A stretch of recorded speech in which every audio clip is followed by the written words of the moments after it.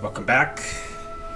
Last time on the exciting adventures of Beefstick the Barbarian, we finished clearing out the temple below Gilded Vale.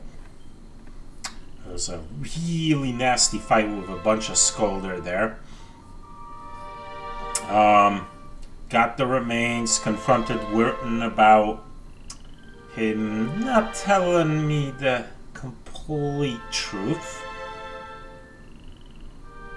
He pled his case. I decided to let him live. Then went back to my stronghold. The main keep is now built or restored. Well, the outside of it anyway.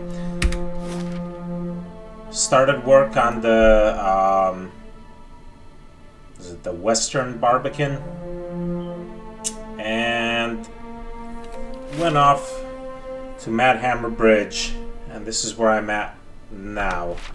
I got greeted by a couple of Zorips, and then I rested for the night since my characters were pretty weary from all the travel. So, let's explore this map. How may I help? Sure, everybody's got. Hey. Switch them all over to missile weapons. What? On your word. Shh. Of course.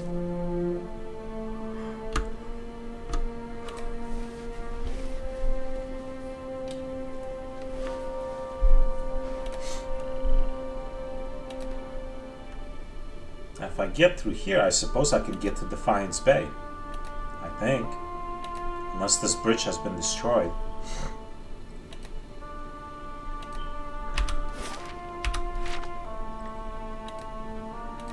We got some mushrooms. They're okay. What I need is Pilgrim's Crown, then I could upgrade my poleaxe.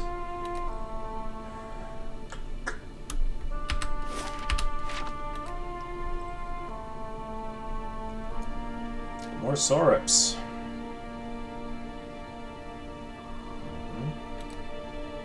It's just these two guys and High Priest. Whoa, okay. Back off, back off. Okay, I need to plan this here. Can I go around? I'd like to take that High Priest out first. There's no way to go around, is there? Alright. I have to be smart about how I do this. Let's Got it. Beefstick here. And there. All right then. On your word. I shall. Of course. Huh? Got it. All right then. Following your lead, as you say.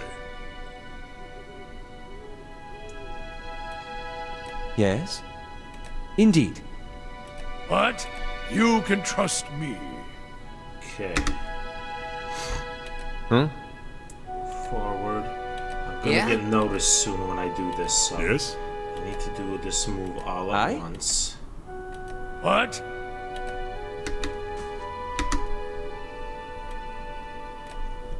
Now I'm gonna have everyone unload into this High Priest. I don't know if I can kill him outright right away, but it would be nice. Brave Dalfilan Fili. Huh?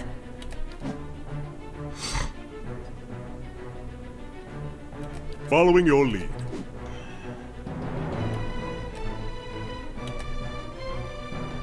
How hurt is he? Badly injured. Good.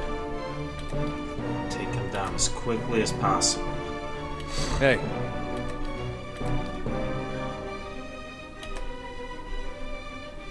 Yeah?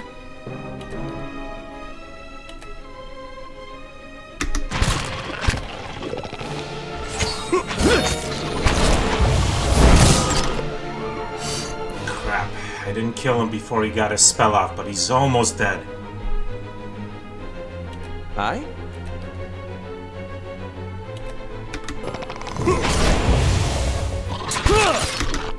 Alright, this will be easy from here on out.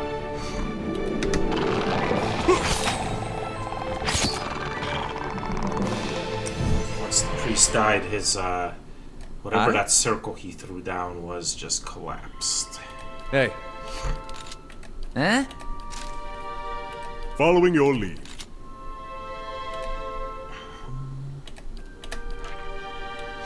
Aye? Take all those goodies. Indeed. So what's over here that they were guarding? Quickly and quietly.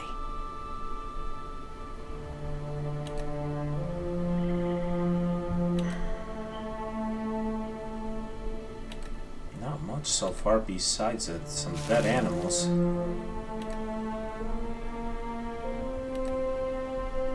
Oh, a troll. Okay. Let's see how this differs from a forest troll.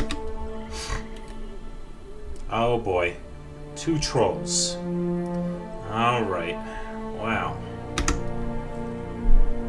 Hey. Yeah, they're out here. Yeah? Get beef stick over here. On your word. Kinda get Durance to move back. Yes? And Alof to move back.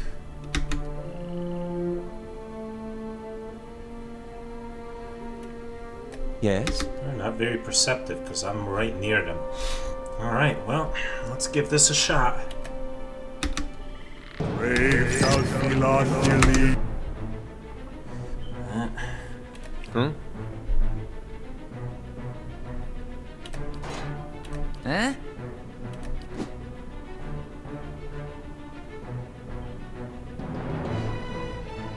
What? Durance, lay that down. Aye? Alof. Hit him with the grimoire. Huh? Stick with the... Don't even... Uh-oh. Who do we have here? That's Kana. Okay, well, Kana switched to Following melee. your lead. Attack him. Aye? Let's move Alof out of the way a little bit. Move Durance back a bit.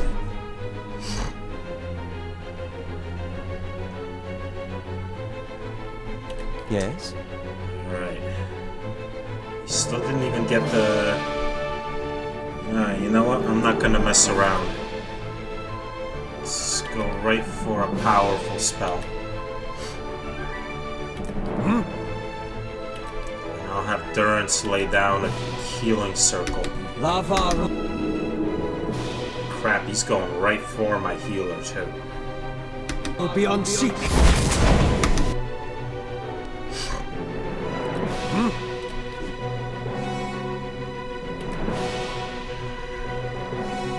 How may I help? Let's see if I can confuse him.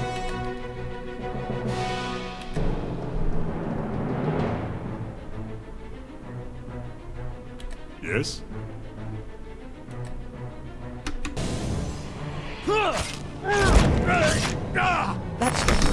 Cool, it worked.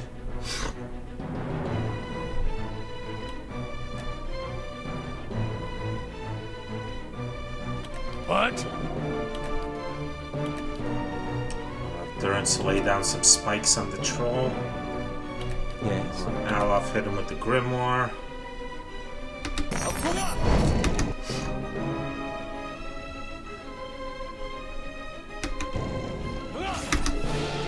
Let's get Durance closer to these guys so they can be inside this healing circle. Over here. There we go. Yes? Oh, was that one troll dead? Yes, very nice. Good.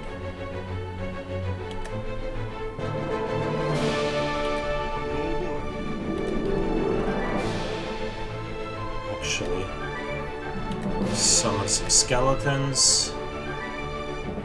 Or instead of skeletons, let's stun them. Hey.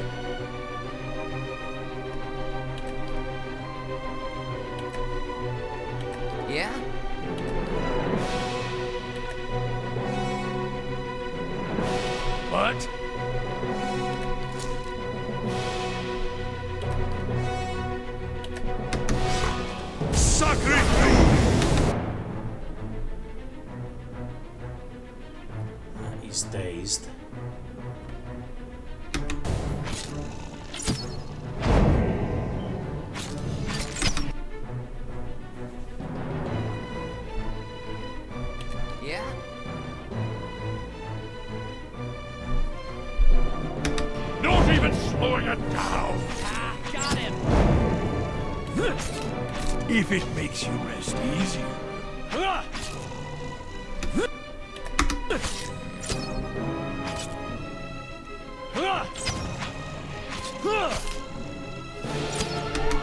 Man, those trolls are How may I help? tough. Of course, 5-on-1, he's gonna go down eventually. Gotcha. What is that?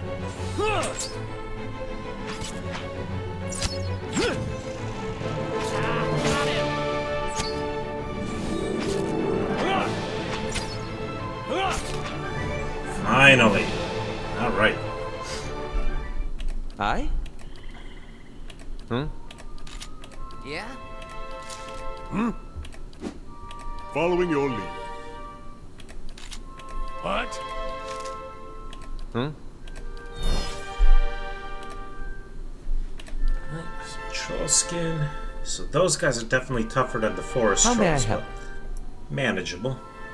Hello? Hello?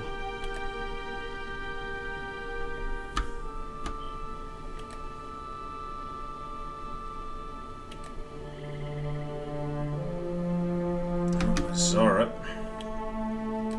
This guy's in for a rude awakening.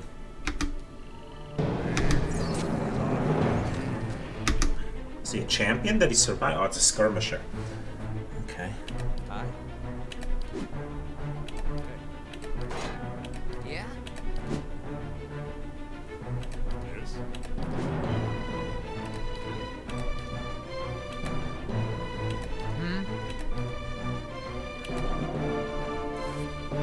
Alright.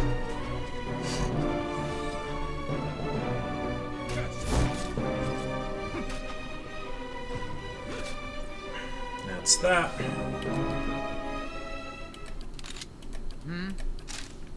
Yes. I?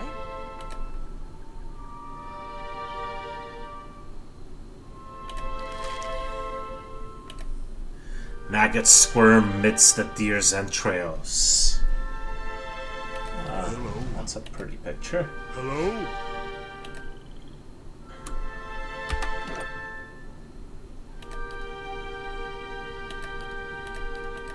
About 1,000 points away from How may I help? Indeed.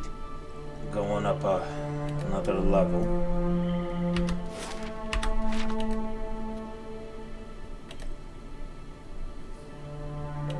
Some herbs to pick right here. St. Iron's horn.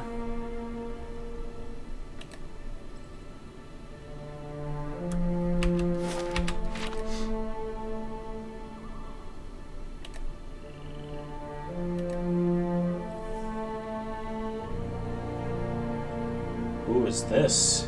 Paragon. Alright, let's come out of hiding. Damn looters can't be bothered to find an honest wage. Years of saving just to see it all washed away. Huh? Curse my luck, the woman mutters, kicking her foot into the ground and upturning a clod of soil. As you approach, her ears twitch and she turns to greet you. Hail, traveler, she says with a half-hearted hand wave. The bridge to Defiance Bay is out. If that's where you're headed, you'll need to find another route. What destroyed the bridge? The river has been rising on account of all the storms. Here, where the river narrows, the flooding did the most damage. The Orland woman folds her arms, a scowl overtaking her face. Guess they don't make things to last around here, do they? One of those stone columns collapsed in the flash flood, taking the whole middle section of the bridge out to sea. Well, that's a bummer. That hammer bridge was the most direct route from Gilded Vale to Defiance Bay. Merchants and travelers now have to find boat passage or add days of extra travel to loop around the bay. So I started a ferry service, thinking I'd earn some coin and help others cross over to the bay. Paragon shakes her head, her ears twitching as she speaks. And that was a bigger mistake than that time I allowed a cipher to court me. Mistake? How so? I had been attempting to turn a quick copper, but... She bites her lip. her face turning flush with anger. Just my luck, the blasted currents threw my ferry into the rocks, dashed it, and my profits to pieces. Making matters worse, when I went to prowl the shore to salvage whatever shipping crates didn't sink, a pair of looters attacked me. She stomps her foot into the ground. The damn brigands had the nerve to attack. I managed to avoid harm, but now they've stolen by force all that is left of my fortune. She eyes you for a long second, her hair cupping her chin. You know, you look like you'd fare better against those looters than little old me. Could I enlist your help? Yeah, I'll take a look. Peregrine smiles wide, her eyes perking up. Thank you. I'm sure those thugs have made a mess of my stock, but maybe there's something there to be saved. How do I get to Defiance Bay? With the bridge destroyed, the best course of action would be following the river north. You'll be able to cross farther upstream, but you've got a long walk ahead of you. I already know what she's doing here. Aye? Alright. Margaren's fire casts light in dark places. So if I come across those looters, I was likely I was going to kill them anyway, so... who is this? Some people whose souls I can reach into. This I like. And supplies I could rob, but I'm not going to do that. CDXA. You see the interior of a small, dark shop. The shelves are covered with a variety of goods, some commonplace and others of a little more exotic variety. This man wanders the shelves of the shop, smiling and fondly touching the items. He maneuvers through the aisles, the only person in the shop. He stops in front of a large display, showing the model of a large worm. A plaque in front of it detailing information about its natural habitat, food preferences, and mating rituals. He moves on, wandering from display to display, stopping at each one to take it in. He looks out at the window at the front of the shop and sees the sun has broken the building line. People are wandering the market, stopping at the shops and loitering at the stalls, looking for a bargain. Standing before the front door, the man turns back to the shop and smiles again. He then unlocks the door and pushes it open, letting in the sound of the market. So he's a shopkeeper, huh? A godlike shopkeeper at that. Vanessa Smedley. You see a crowd doubled over, sharing bouts of laughter as a mischievous-eyed woman relates a tale of her last adventure involving an unusually self-conscious troll. She has them exactly where she wants them as she throws out the punchline, sending anyone who isn't already smiling into tears of laughter. She curtsies at the crowd with a flourish and a wicked grin and makes her way to the bar, quickly followed by a legion of eager suitors, each trying to buy her affection with a drink. She turns each of them away, but none leave without a smile. She enjoys her drink, content, and starts to scribble down the beginnings of her next performance, laughing at her own jokes. And Lars Nilsson. You see two figures, a human and an Almoa, standing in front of this man. The human just stands there, fuming, while the Almoa is yelling, red-faced with fury. He's leaning forward, a stream of profane imagery flying from his mouth, his face rapidly turning purple. The man stands straight in the face of the onslaught, unmoving, a bemused smile on his face. He holds a rapier nonchalantly by his portly flank, pointing down, but his hand is tightly gripping the handle, his knuckles white. The Almoa stops yelling, pausing only long enough to take a breath, intent on immediately starting again. The man holds up his left hand and begins to speak during the brief silence, trying to defuse the situation and cut off continued abuse. The Almoa makes a grunting noise and pokes the man on the breastbone to stop him from speaking, leaving the finger against his chest for emphasis.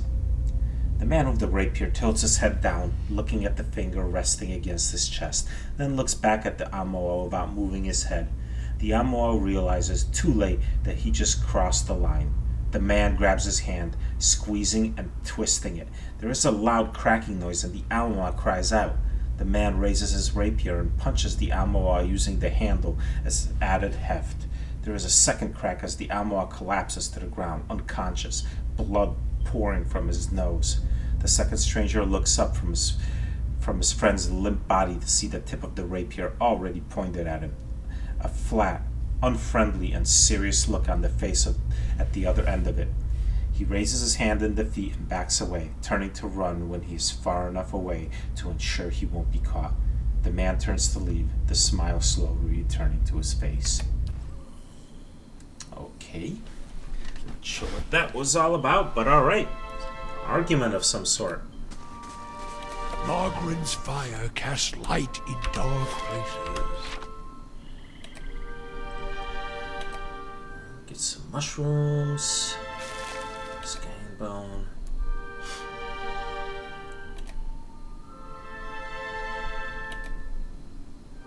So here's the bridge, and let's see just how destroyed it is.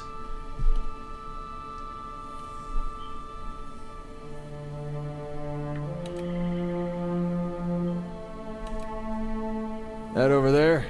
That'd be the easy way to get to Defiance Bay.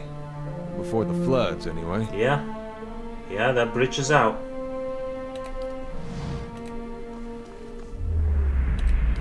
You see a battlefield covered with bodies. There's death everywhere, the sound of metal on metal ringing over the gore-stained ground. The cries of the wounded fill the air, occasionally masked by the death knell of another casualty. This man is running, but from what you cannot see, his breath comes in labored gasps. His eyes are wide and terror-filled. As he runs, he wrestles with a blood-splattered tunic. He tears at the fabric as though it burns his skin. His desperation at eliciting small mewling sounds from the back of his throat.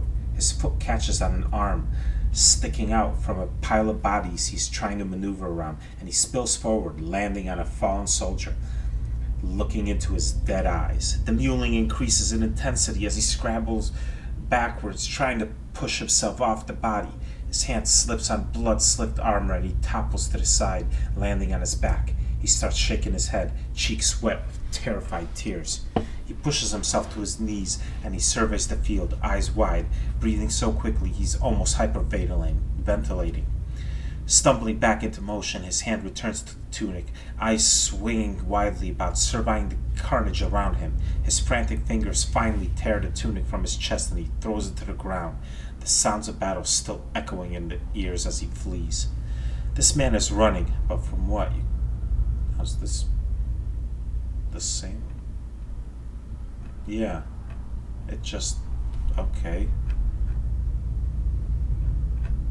It's the same two paragraphs twice. Alrighty. No need to read it a second time in that case. Yep, no crossing that bridge. Alright. Let's go look for these looters.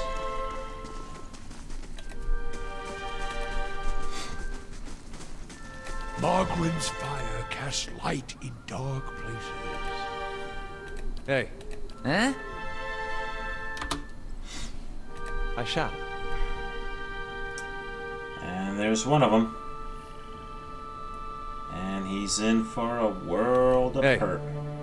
All right, then. Got it. Fine. Let's have it! Brave thou Philothelim. Bam! Pistol's nasty. Hey.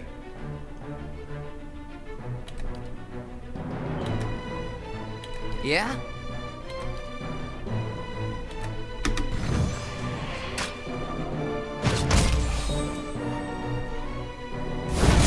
Well, that was easy. Hey. Huh?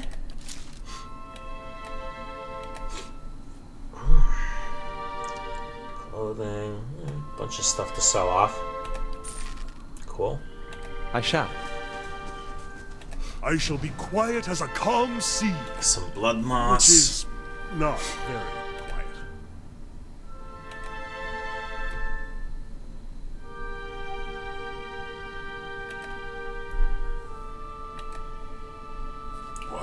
have here? Hanwen, more looters. Oh, we got us a stand. This is going to be a nasty battle. The looters seem easy. I don't know how powerful Hanwen is. Oh, okay. Yes? Let's move Alof back. Hey. Move Adair forward. Yeah? Sticks forward. On your Kana word. forward. What? Move my man Durance forward.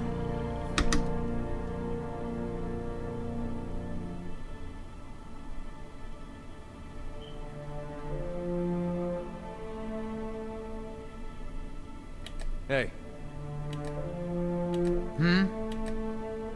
Yes? Are they gonna instantly become aggressive? Because if they are, I'm unloading into them.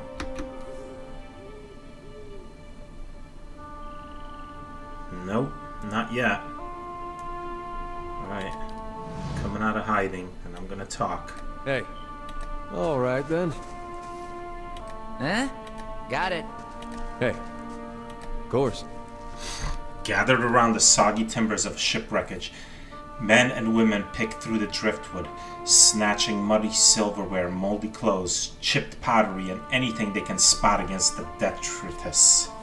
All eyes turn to you as you approach. The group trade nervous stares at you until at last a woman in muddy clothes steps forward and speaks. "Where are Burrell and Terran?" she asks. "They were just up along the path and we heard fighting." Her eyes narrow and a hand moves toward a knife on her belt as she anticipates your reply. "That wreckage is private property and you were looting." She blinks in disbelief. "Looting? But this is a wreck. What value does it have?" The men and women all turn to her, their faces frightened and worried. "Please, we need these supplies dearly. The storm took everything from us. It is not our desire to steal, but we are destitute. Should we let these wares just sink to the river bottom?"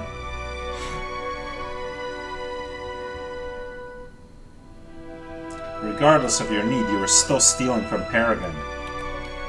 Perhaps you could tell the merchant you found nothing beyond bits of driftwood. From her point of view, it'll be as if the river washed it all away. Besides, how much copper will she really make by selling these rotting clothes and soiled wares?"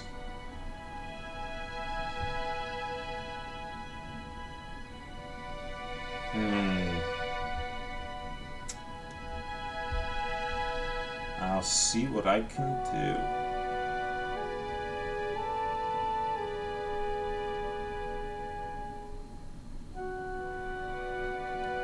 "Well, thank you," she says, wiping sweat from her brow. "You're the first turn of good fortune to come our way in a very long time." Hanlon snaps her fingers at one of her comrades and points to a pile of supplies drying in the sun. "We don't have much, but take this as a token of our thanks."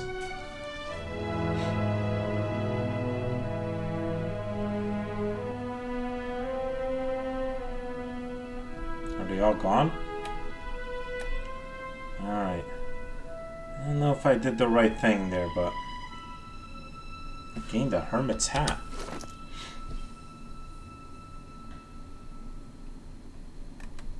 Oh, might +1. Also known as the curmudgeon's coif and the brawler's bonnet, this cinching chapeau is a tight fit. It was fashioned by an unremarkable wizard who believed the only thing holding him back from a successful career in the arcane arts was his lack of focus and petty distractions of small-minded types.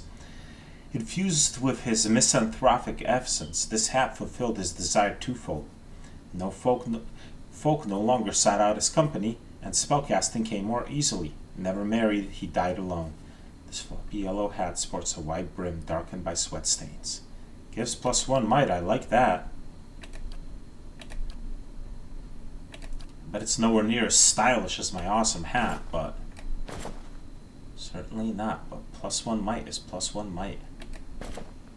Alright, Aleph, looks like you're gonna get yourself a real fancy hat, buddy. Nice.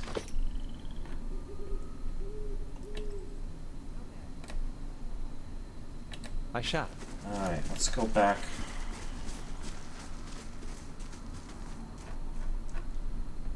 talk to this lady.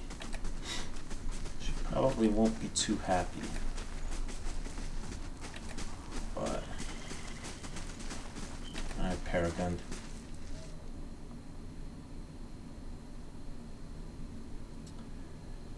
I looked through the wreckage. Ah, I hate lying. Paragon bounces on her feet. My helpful stranger returns. Have you managed to find anything yet? Even if all you found is driftwood, just knowing these looters got what they deserved would moisten my breeches. I picked through the wreckage, but I found nothing salvageable. It must have washed away. Paragon kicks her foot into the dirt several times. I figured just as much. Well, thank you for your assistance. I suppose I need to figure out how to recover my investment. At last her foot stops kicking and she lets out a long sigh. Thanks for trying. If you find yourself in Defiance Bay, search out my shop. I'll need all the customers I can get. I bet if I helped her out, I could have gotten better prices, but at the same time, I may meet those other people again too, the looters.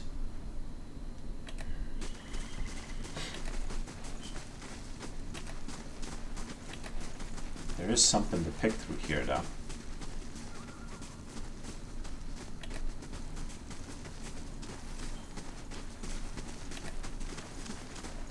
Technically, it's stealing, but there's no one there to look. Cast light in dark places.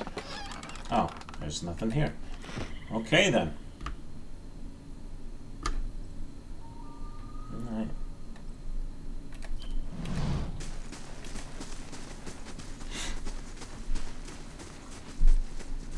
Alright, well, only thing left to do is follow the river up north, I guess. Oh.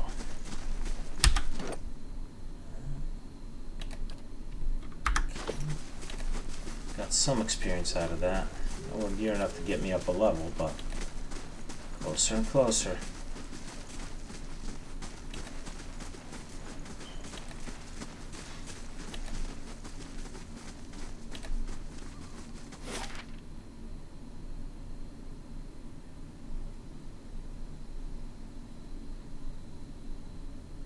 Well, I can go to Wooden Plains. So, let's do that. So I take it, I go back to Kednua and go this way, I guess. I could try to get across this way.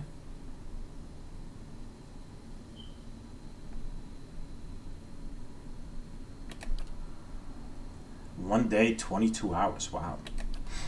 I'm probably going to need to rest again when I get there.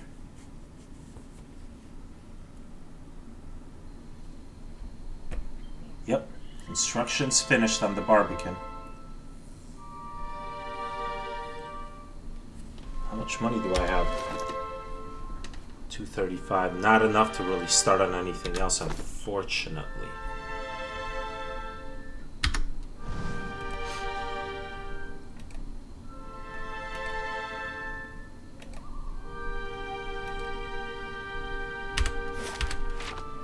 Uh-oh. Puigra. And 3 forest trolls. Well, the forest trolls I know I can handle. How may I help? You can back up is how you can help. Get beef stick here. Hey. Get in here. Following your lead. Get in here and we'll get What? turrets in. And let's attack a Puigra. Wow, that's a lot of forest trolls. Brave thou Philon. Wow, they are tough. Hey.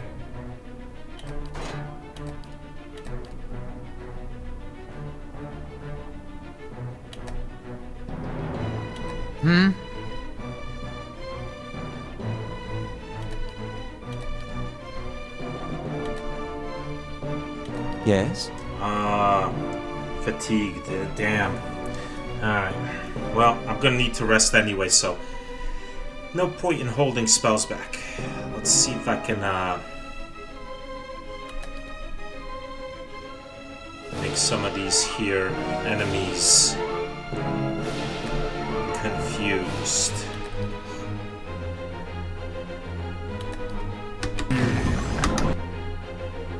What are they doing?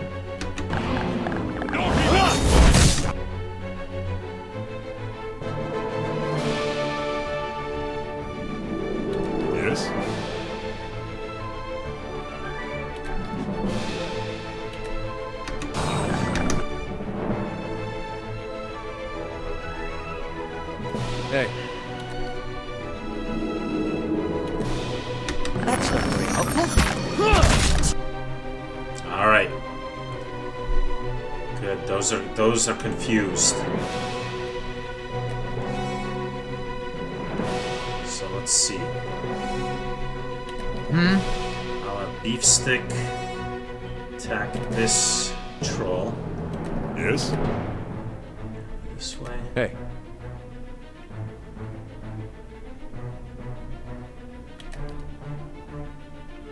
Continue attacking this plug. How may I help?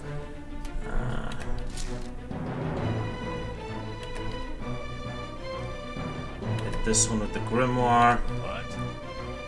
Endurance. Let's have you unleash that on her.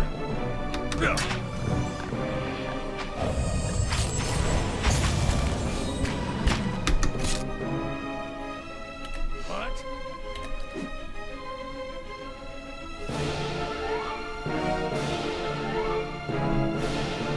How may I help? Alaf is still shockingly out of harm's way.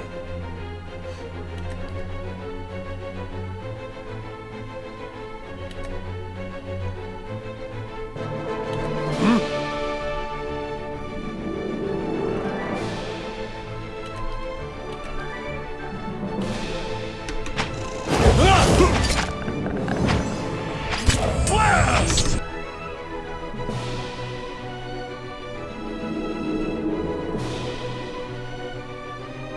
On your word. Alright, let's get some skeletons out here.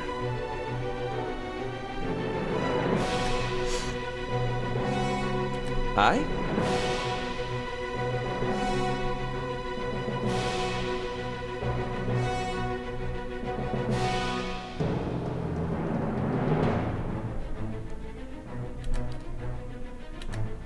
Oh, I'm 10!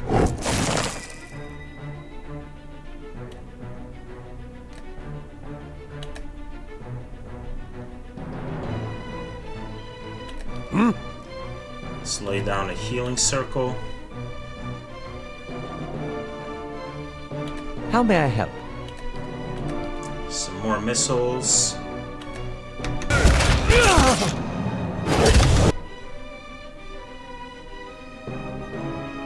She's dead? Did I kill her? Misses.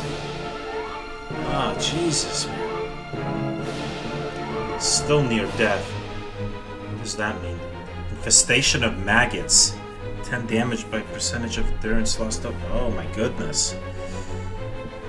Huh?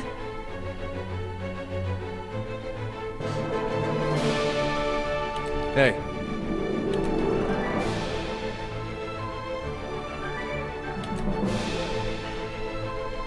Yes?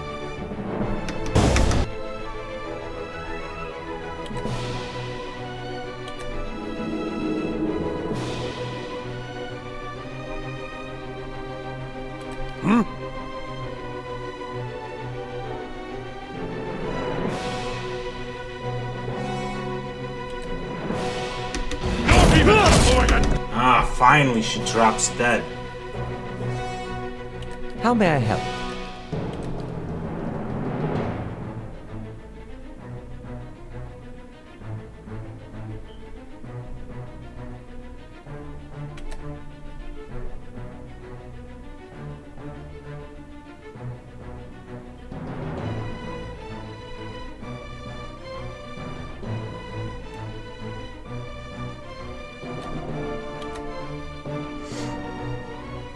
What?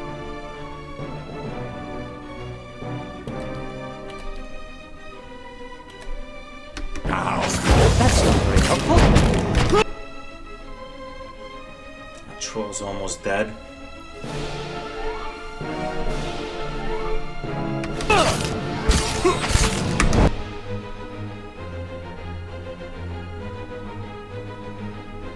Aye? Got one spell left from Alof.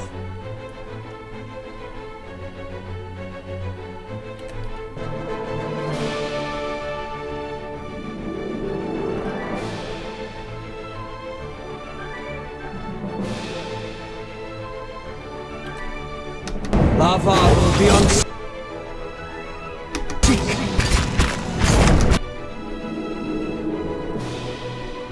Alright, all these guys.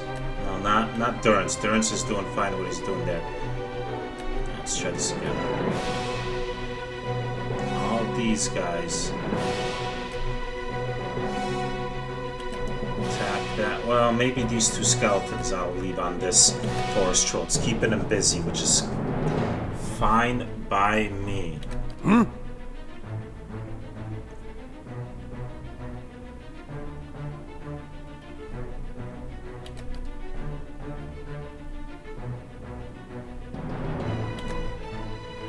How may I help?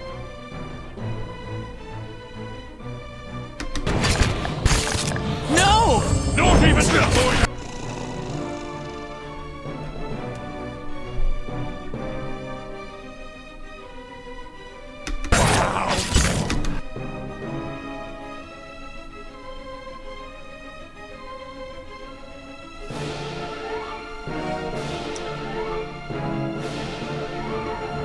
Yes?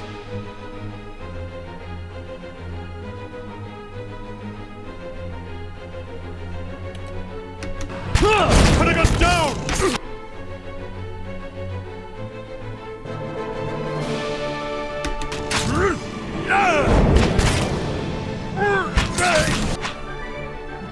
Following your lead. Let's get 3 more skeletons out here.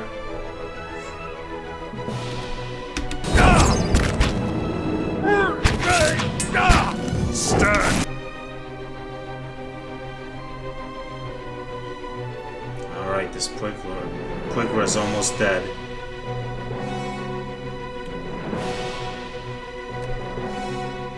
Stay on her. Hey, Got no more knockdowns, unfortunately, but... Use my Crucible of the Soul. I'll have all the skeletons.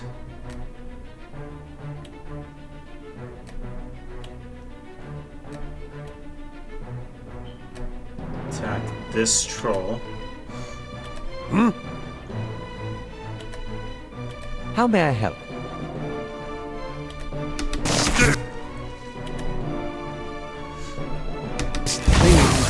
Yes, okay, the Quiggers are dead. Yes? I kinda help Durance out. Beefstick, attack this one. Hold him at bay. John. Hey, There can hold this one. How may I help?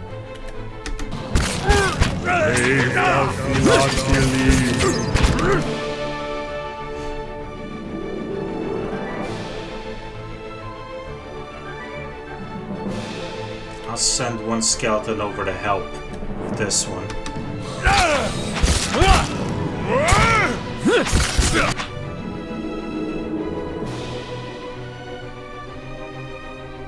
Okay, he's getting close to going down.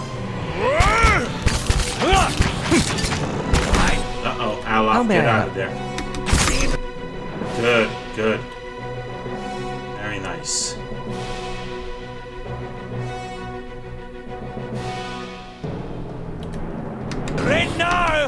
Aye?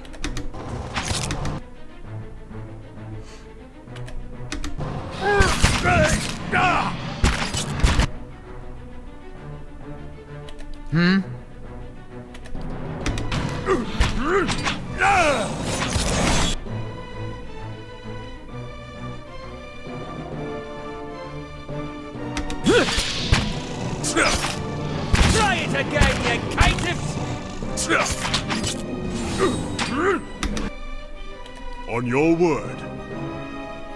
And more skeletons. Proacted!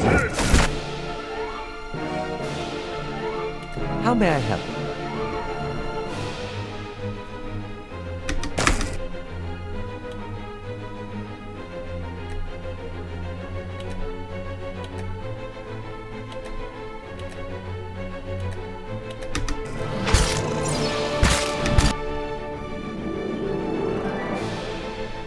How may I help? Yes? Brave does he not believe.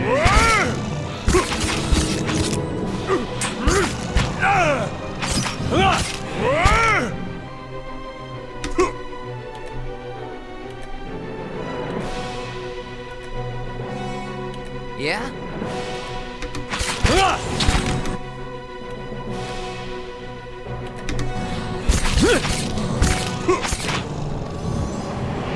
All right. Sweet. It's a long battle, but a very successful one. Huh? Yeah? Yes? Now, what in the world were those things? Pugra.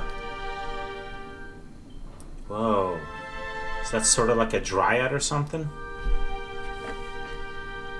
Adelum pugra, rotten leaf, more typically called pugra, rotten, is a delumgen that has been corrupted by the destruction of their home tree or agerstone. They are as ugly as delumgen are beautiful, spindly and emaciated with cool tones to their skin. Their hair is dead, dark, and slimy. Their facial features contorted, and their teeth long and sharp. Unlike delumgen, they are not surrounded by motes of light, and they are more than willing to attack unfortunate travelers with their long talons. Pugra decorate themselves with the skulls, skins, and feathers of animals they've killed. Since they can no longer draw essence from a healthy forest, they must survive by drawing energy and essence out of plants, animals, and kith. This makes them natural allies with shadows, which feed by similar means and enjoy the benefits of a shared hunt. They are hostile toward all life, but rangers and druids are their most common foes. Yes?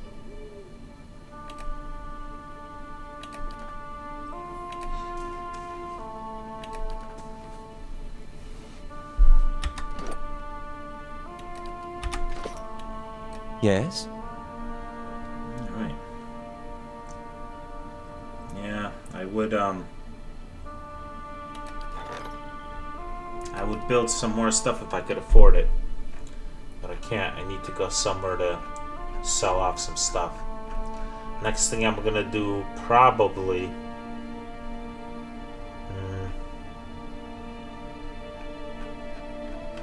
I'll probably rebuild the inn. It's only 2 days and it's cheap. It'll give me prestige and I'll finally be able to rest there.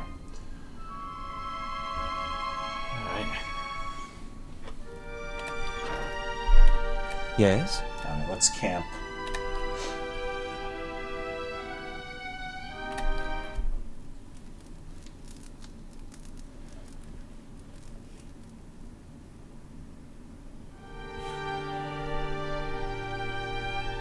Time to see and not be seen.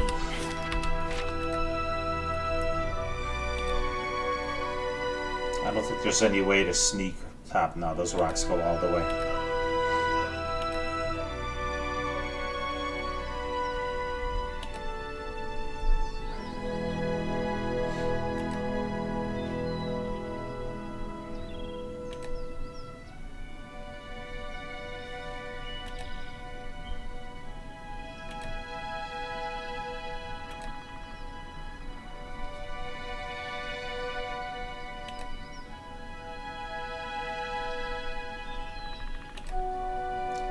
It's a road and a signpost. North to Cab Noir, west to Defiance Bay. Ooh, and a traveler. Sagani. How may I help? Let's talk to Sagani. Dwarf? Doesn't look like an Orlan. Don't see the ears. Of course. Hush, Itumak. We'll just wait a little longer. A dwarven woman, dressed in skins and hides, leans against the road marker. Her face is turned down, her eyes darkened by a thick stripe of face paint. She's sharpening a bone arrowhead with a scrimshaw-handled knife. Her attention, however, is focused on a bear figurine between her feet. A large white furred fox standing at her heels looks up at your approach. Easy, Itumak. It's not him. Who are you waiting for? Short version? I'm looking for a very, very old friend. I'm not sure what skin he's wearing now, but I'll know him when I see him. Are you waiting for a druid? Your friend is supposed to meet you here? That's what I heard. Of course, the man who told me so was carrying a staff he claimed was made from dragon bone, but I know Whitewood when I see it. That should have been my first clue, but I had to try something. She rolls her eyes and shakes her head. Back up. What does this stranger have to do with your friend? The long version. Here we go. I'm from an island to the far south called Nasitak. I came here looking for a village elder, a man we knew as Persok. I'm a hunter back home, so tracking someone wouldn't normally be a problem. But Persok's trail is cold, to say the least. Her shoulders rise and fall as she takes a deep breath. How long have you been looking for Persok? Her painted brows lower, and her compact, muscular frame sags for just an instant. 5 years. Wow. Why can't you find him? There can't be that many of your people in Durwood. He died when I was still a young girl. Forgot to mention that part, did I? I'm looking for his latest reincarnation, which could be anyone. So you've been searching 5 years for a stranger you barely remember, who could be anyone now? That about sums it up. Actually, I know how you feel. As a matter of fact, I do. Then you have my sympathies. Hopefully you've got a better lead than I do. She cocks an eyebrow. She looks at the Aedra figure in the dirt. How does that statuette fit into it? She dusts the figurine on her trousers and raises it in her small, flat palm. It's carved into the shape of a bear, smooth and round. The polished Aedra is worn to a dull mat along its arched back and ovoid haunches. A soft glow emanates from within. Cute, isn't it? It belonged to Persok.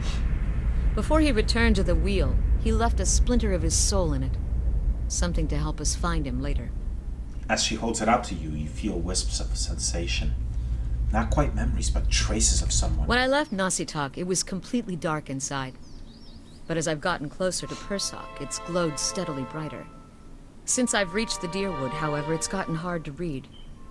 Some days it flickers and goes dark. Others it shines nice and bright, for a few hours. But most of the time, it looks just like this. I could take a look at it. I've heard that one before. Whole reason I'm standing here is because some so-called watcher from Forkvale told me he could take a look. For a few golden dukes, of course. She eyes you cautiously. I was on my way out of the Balmarsh when I heard talk of a traveling mystic who could supposedly see souls. I knew it was a long shot, but what did I have to lose? I went to see this fellow and gave him the Audra figurine. He made a big show of moaning and rolling his eyes, and after I'd given him 5 golden dukes to lift the shroud, he told me to seek the crossroads in the field between the wolf's lair and the twining trees. She shrugs. Go on. He thought he was being vague, but I know the area well enough to recognize that he meant this place, right between Defiance Bay and Twin Elms. I had a bad taste in my mouth, but my coin was spent and I'd already left an arrow in his knapsack as a friendly warning. Told him I'd come back and leave him with another if it turned out he was giving me the runaround. I've been here a week now. Guess he had the last laugh after all.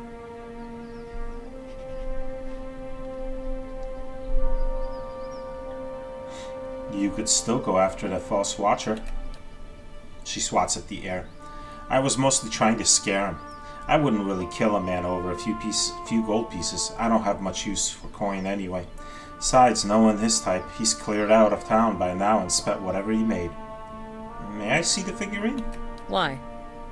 She looks at the Aedra bear and then back at you, her eyes narrowed.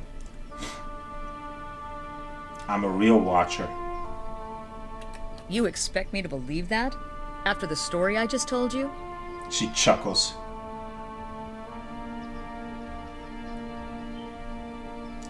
You got nothing to lose by letting me try. Fine. But if you try to run, just remember that my arrows are faster. She hands you the figurine, her chapped knuckles grazing your hand. She watches you examine it, wary but cautious. You raise the Adra bear, turning it in the light. As your eyes catch a tiny glinting scratch, the scenery around you melts away. You're standing on a cliff overlooking the water, seeing through the eyes that aren't your own. You catch the musk of beasts amid the fresh scent of vegetation, and your heart beats a little faster. You'll have to watch your step up here. You look down just long enough to see sharp, pale cliffs drop into the water hundreds of feet below you. I see a vision of cliffs high over the water. Does that sound familiar? Your question is greeted with shrugs and a silence. I got it. He's standing on a cliff. Return to figure. What are you talking about? What just happened? She looks at the Adra bear herself, turning it a few times. She looks back at you. I told you, I'm a watcher. She blinks at you a few times, calculating. If you'd seen the way he stares at dead things, you'd know he's serious. You realize I've got no coin to give you, even if I did believe you.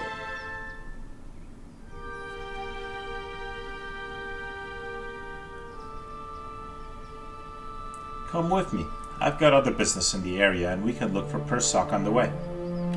If this is your idea of a joke, you may be stuck with me for a while. Sagani looks at Lead you. the way. Her arms folded around across her chest. She tucks the figurine into her pouch, and her fox stands shaking its pale coat. Nice, another companion. And finally a female one. Not just a bunch of dudes with me. And an animal companion. Well, let's check her out. She is a ranger. A boreal dwarf.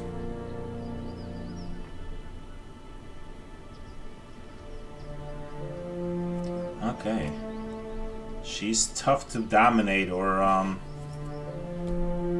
confuse or charm. Fine heart armor plus damage reduction. Hunter's Instincts plus 15 accuracy against wilders plus 15 accuracy against primordials. Super high survival, very good, and high stuff. Perfect. Oh man, you got the perfect skills for my party, lady. You're gonna fit right in. Oh, check her out. She looks awesome. She needs a hat. Wait a minute. Alof, hold on. I'll give it back to you if it doesn't look good on her.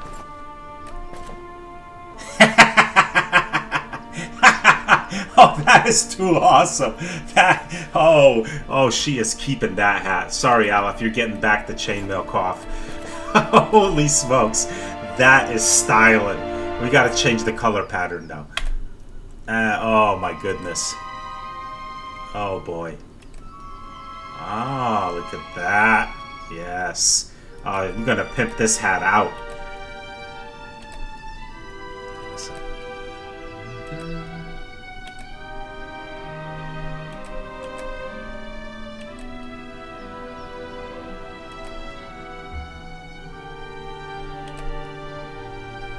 Hot dang.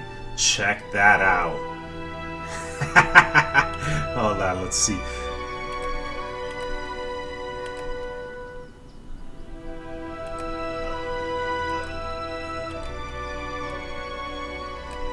No, I definitely like the deeper. Oh.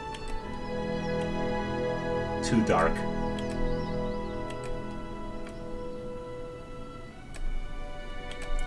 We'll go back. There we go. That is the hookup right there. She is pimping. She's pimping. She got for weapons. Fine hunting bow. Okay, that's good. Fine dagger and a fine hatchet.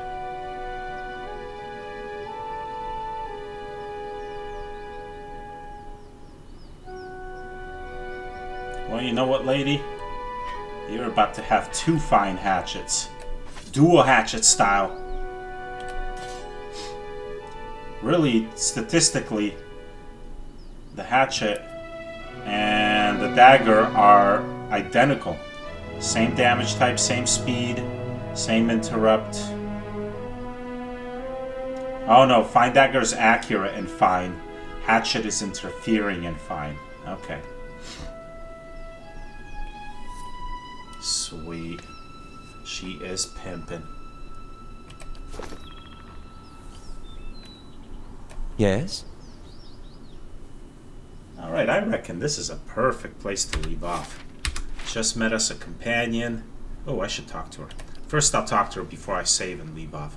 Sagani drives up beside you, her fox following at her heels, and takes a seat next to you. Even if you are putting one over on me, it's nice to have a hunting party again. Finding Persoc must be important for you to have traveled so long. 5 years for me. Must be 30-something for Ichimok. Hearing its name, the fox looks up. What an adventure. It certainly started out that way. She grins wearily. It's been a long hunt. A long time away from my family.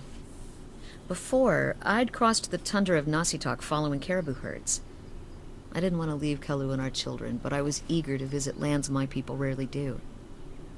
But 5 years without finding him. It's like 2 hours of necking. I'm ready to be done with it. She adjusts the bow hung over her shoulder. She scratches at a callus on her middle finger. Why do you have to find Persoc? Soul recovery is an old village tradition. We call it the Tarnek Ilitsak. Once in a generation, we seek the soul of a much respected and long dead village elder. We tell him what's changed in the village, how people remember him. The only other Tarnek Ilitsak during my lifetime happened when I was a girl, not long after Persoc died. We feasted on blubber and fermented milk for a week, and we honored the chosen huntress as a hero. Then she left, and we returned to our duties. We still sang her name to the skies during festival season, but we otherwise didn't speak of her. I'm sure your village still remembers you, Sagani. You're kind to say so, but I'm not so fragile that I need my name chanted in the meeting halls. It's not being forgotten by my village that troubles me. But sometimes I wonder how my husband and children remember me, if they think of me often. Returning to them is what matters. She nods, both practical and true. Still, there's no point in dwelling on it. More often I find myself wondering whether Persoc will remember us. She gives you a sidelong glance. Claim to see souls. What do you think? Do you remember your past lives? In fragments. She leans a hair's breadth closer. Really? What's it like?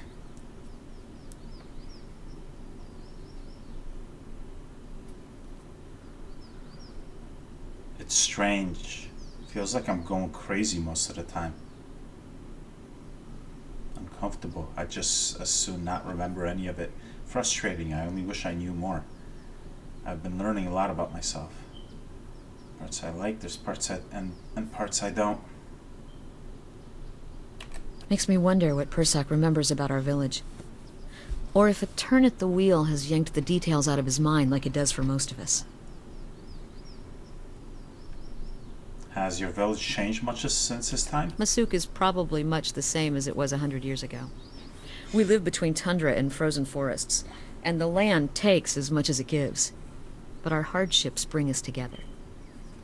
And the elders truly unite us. They keep the stories of past generations, and they guide us from season to season, through good years and lean. She brushes a braid behind her shoulder. Itumak brushes against her hip, and she scratches his head.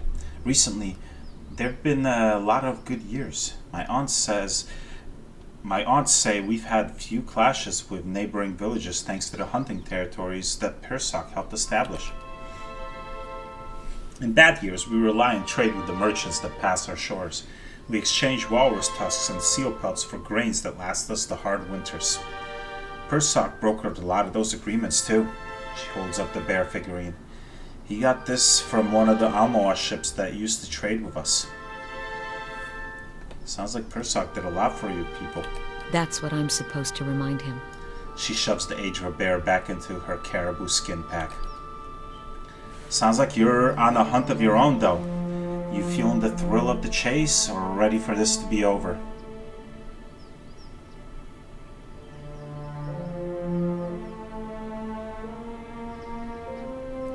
I enjoyed the adventure. Every day brings something new. She smiles. Refreshing indeed. She rises and stretches, looking around. Might as well keep moving while we've got some daylight. Let's go. Alright. Save the game here. And next time we'll explore the rest of this area here. Probably head back to Gilded Vale after that, unless I find a traveling merchant somewhere.